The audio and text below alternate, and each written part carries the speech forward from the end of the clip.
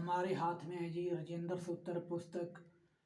इसमें हम आज पढ़ेंगे कि इसमें क्या लिखा है। इसमें 7 अध्याय हैं।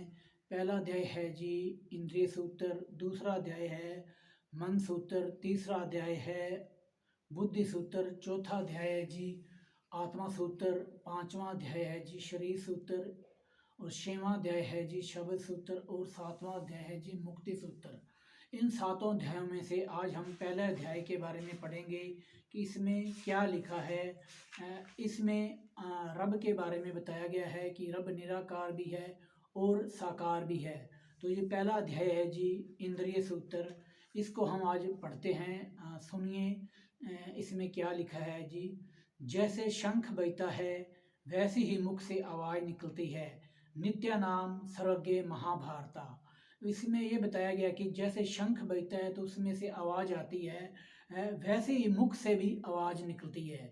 जैसे शंख बजाने से उसका मुख होता है तो उससे आवाज़ निकलती है, वैसे ही हमारे मुख से भी ये भी एक तरह का शंख ही है जिससे आवाज़ निकलती है। तो आगे बताया गया जी नित्य नाम सर्वज्ञ महाभारता। नित्य नाम शाश्वत, सर्वज्ञ सर्वशक्तिमान, महाभारता युद्ध, यानी कि शाश्वत सर्वशक्तिमान युद्ध, इसके बारे में बताया गया है जी। कि इसमें बताया गया है जी कि मेरा जन्म घोर अंधकार में हुआ था, मेरे गुरु ने समय रहते मेरी आंखें खोल दी। जब जब हुई धर्म की हानि, बढ़वी असुर अधम अज्ञानी। अधम अज्ञानी यानी कि जब जब धर्म की हानि होती है, असुर और अंधे ज्ञानी पैदा हो जाते हैं। धर्म को जीवित रखने के लिए धर्म की पुनः स्थापना करनी पड़ती है। धरती पर अनेक महापुरुष ज्ञान प्रदान कर रहे हैं। राजेंद्र जी का कहना है कि मैं उन ज्ञान प्रदान करने वाले योद्धाओं में राजेंद्र हूँ। आत्मा और रब में जो संबंध है वो बहुत अटूट संबंध है। आत्मा और रब का संबंध अटूट है, उसके बारे में जानना आवश्यक है। आत्मा अजन्मा तथा नित्य है। आत्मा अजन्मा तथा नित्य है, इसे आप ब्रह्म जानिए। यानी कि आत्मा अजन्मा है और नित्य नस्ल सदा रहने वाला है, और इसे आप ब्रह्म जानिए, ब्रह्म जानिए। आदि समय की बात है, आप ब्रह्म को जानने वाले हो। यानी कि आदि समय से ये बात जानने प्रचलित हो चुकी है कि ब्रह्म आत्मा ब्रह्म है। काम से क्रोध उत्पन्न होता है, क्रोध से लोभ, लोभ से मोह, मोह से अहंकार उत्पन्न होता है। काम जैसे शत्रु पर विजय प्राप्त कीजिए। यानी कि सभी विकारों की जड़ काम है, उस पर विजय प्राप्त कीजिए, तभी आप उस ब्रह्म को जान सकते हो। इंद्रियां इतनी प्रबल तथा वेगवान हैं कि महापुरुषों को भी पथभ्रष्ट कर देती हैं। हम ये अध्याय इंद्रियों के बारे में पढ़ रहे हैं, तो इसमें लेखक बताता है कि इंद्रियां इतनी प्रबल तथा वेगवान हैं, इतनी बलिष्ठ हैं कि आदमी को ही नहीं, बड़े बड़े महापुरुषों को भी मार्ग से हटा देती हैं। इंद्रियां वज्र के समान हैं। इंद्रियों पर विजय प्राप्त करने के लिए आत्म संयम की आवश्यकता है। इंद्रियों से बढ़कर मन है, मन से भी बढ़कर बुद्धि है, बुद्धि से भी जो उच्च है वो आत्मा है, आत्मा ही ब्रह्म है। इसे जो जान लेता है यही मुक्ति का मार्ग है। जो कुछ भी है वो तुम्हारे भीतर है, उसी को आप आत्मा जानिए। आत्मा अविनाशी है, यानी कि अविनाशी मतलब इसका ये जन्म मरण से मुक्त होती है आत्मा। जो आप स्वयं एक है, जिसे आप जानना चाहते हैं। जो अंतर ध्यान में डूबेगा वो भव सागर से पार जाएगा।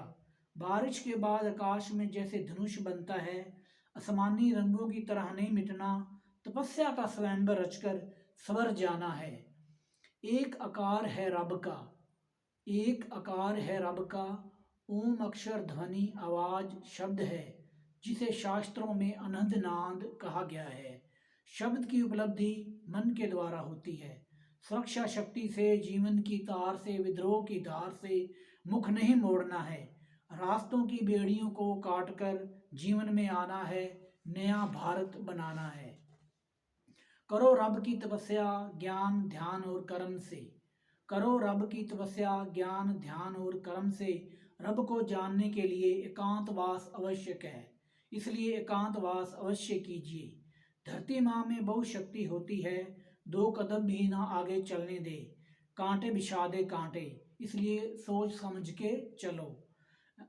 अंबर में जो टिमटमाते तारे, ऐसी प्रतिभा रखिए। वंश कुल वर्ण जाति धर्म चाहे जो भी हो, बदलाव है सत्ता के धरातल की परत से। रूप रंग बुद्धि और प्रतिभा हमेशा से राज करते आए हैं और करते रहेंगे। हमेशा से राज करते आए हैं और करते रहेंगे। सदा सत्य बोलिए, योग्य जन जीता है। सदा सत्य बोलिए, योग्य जन जीता है। अंदर का भेद कभी ना दीजिए और आज का काम कल पर मत कीजिए। गुरु से ज्ञान चरणों में बैठ के लीजिए। वो शाश्वत सत्य जो सदा रहने वाला है, वो शाश्वत, ये सुनने वाली बात है, वो शाश्वत सत्य जो सदा रहने वाला है, सर्वशक्तिमान ज्ञान प्रदान करने वाला, कोई महान युद्ध होने वाला है। मेरे कहे हुए शब्दों के अर्थों में कोई दोष न कीजिए, वे शाश्वत सत्य पर आधारित हैं। अध्यक्ष महोदय को प्रणाम। मैं अध्यक्षों का भी अध्यक्ष बोल रहा हूँ। सतयुग, त्रेता, द्वापर और कलयुग में समय के साथ परिवर्तन होता आया है। समय काल का सूचक है। जन्म, जीवन और अंत समय के साथ चलता रहता है। कुदरत का स्वभाव है परिवर्तन। रज, सत और तम, अवचेतन, चेतन और अचेतन। जिसमें चेतना न हो, ज्ञानी और अज्ञानी। मैं, सत्य और असत्य का भाव, अहंकार, वैराग्य और भोग प्रधान प्रवृत्तियां। कुदरत में जब संकट उत्पन्न होता है तब किसी महापुरुष का अवतरण होता है। मैं का भाव जब किसी में आ जाता है तो असत्य और असत्य की मैं का भाव जब किसी में आ जाता है तो असत्य और सत्य की, पाप और पुण्य की, अधर्म और अधर्म की लड़ाई होती है।